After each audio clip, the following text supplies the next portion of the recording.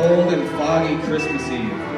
Old, tight-fisted, and covetous, Ebenezer Scrooge sat busy in the shivering chill of his counting house.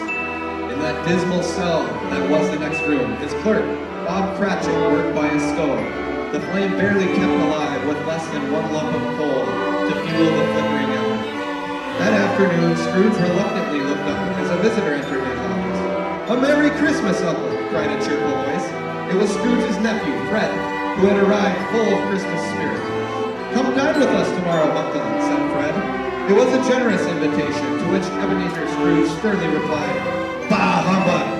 I am sorry to find you so resolute," replied Fred, "but I will keep my Christmas humor to the last. So a Merry Christmas to you, Uncle." As Fred left, two portly gentlemen, pleasant to behold, arrived at the door with their hats in hand, seeking to collect a charitable donation for the poor. "Am I not taxed enough to help the poor?" barked Scrooge, as he ushered them to the door. "Are there no prisons? Are there no union workhouses?" snarled Scrooge. "Yes, but many can't go there, and many would rather die," stammered one of the gentlemen.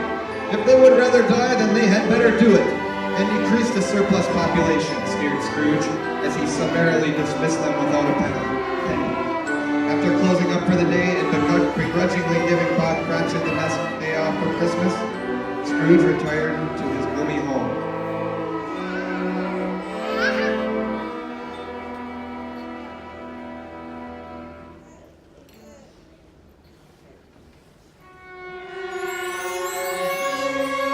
As he slid the key into the lock of his front door, an apparition appeared in the door knocker. It was the ghostly face of his former partner, Jacob Marley, who had died 7 years before that very night. Startled, Scrooge entered his dark, cold house, stepped cautiously up the stairs, and locked himself in his room. He sat down in a chair before the fire and began to eat his gruel. Soon, he noticed the faint tinkling of an unused bell that hung in the corner. One by one, every bell in the house began to ring out, and ring out loudly. Suddenly, Scrooge heard heavy footsteps thumping up the stairs, and with them a clanking noise, as if a person was dragging a heavy chain. A ghostly figure floated through the locked door. It was Jacob Marley, bound in chains, and dragging behind him a trail of cash boxes, keys, ledgers, deeds, padlocks, and more chains wrought in steel.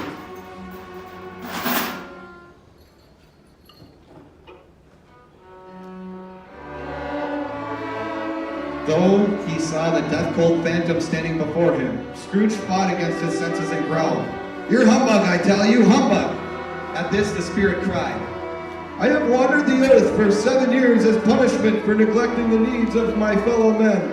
I have come to warn you that you have yet a chance and hope of escaping this same fate."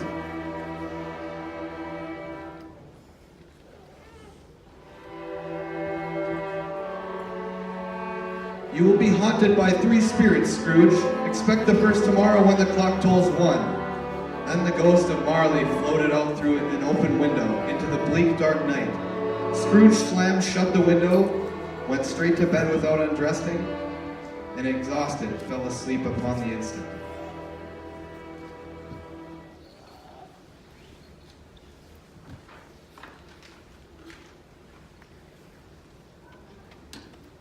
Scrooge awoke. It was still quite dark and extremely cold.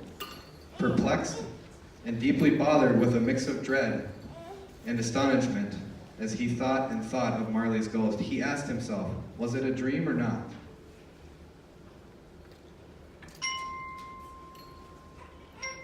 As the clock struck 1 with a deep and melancholy toll, Scrooge all of a sudden recalled Marley's promise of the first ghostly visit. At that, the curtains of his bed were drawn apart by a strange childlike figure, dressed in white, from whose head sprung a bright, clear jet of light. "I am the ghost of Christmas past." "Long past?" Scrooge asked the glittering figure. "No, your past," it replied softly. "What brought you here?" asked Scrooge nervously. your welfare, said the ghost. Prince, rise and walk with me, he said. And taking Scrooge's hand, the two gently floated through the window.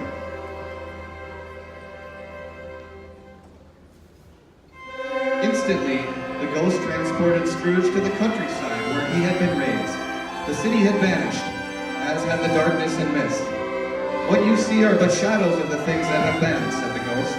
Recognizing every gate, post, and tree, Scrooge was brought to his old school, empty but not quite deserted.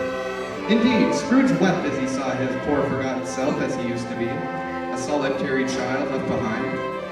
The ghost motioned toward the classroom door. It opened, and a little girl darted in. It was Scrooge's little sister Fan.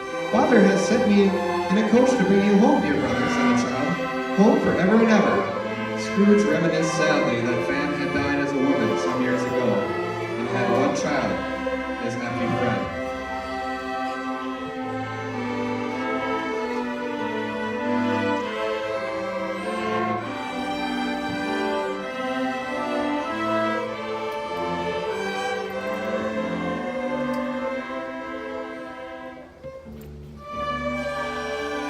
In but that moment, the schoolhouse was left behind them, and Scrooge and the ghost were now in the busy thoroughfares of a city, a certain warehouse store. The ghost asked Scrooge if he knew it. Know it, he said. I was apprenticed here. They watched as a jolly Christmas party ensued with dancing, singing, and merriment all around. Ebenezer, now a grown young man, and his fellow apprentice, Dick Wilkins, were leading the way, and with them, the jovial old merchant Fezziwig. During the whole of this time, old Scrooge's heart and soul were in the scene, and with his former self, he remembered everything, and he enjoyed everything.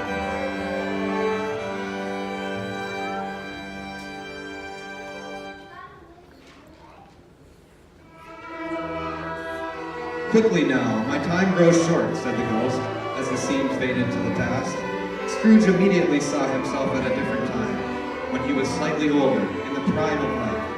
There was an eager, greedy, restless motion in the eye. He was not alone, but sat by the side of a fair woman named Belle, in whose eyes there were tears.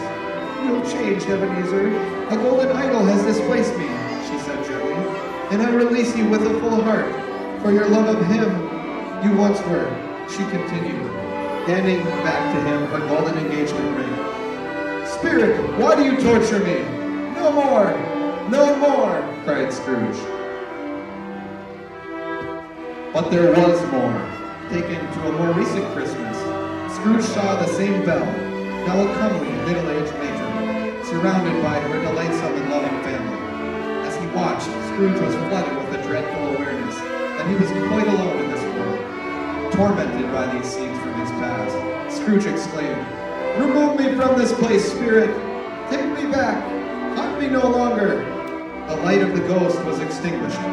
Immediately, he was back in his own room and sank into a deep sleep.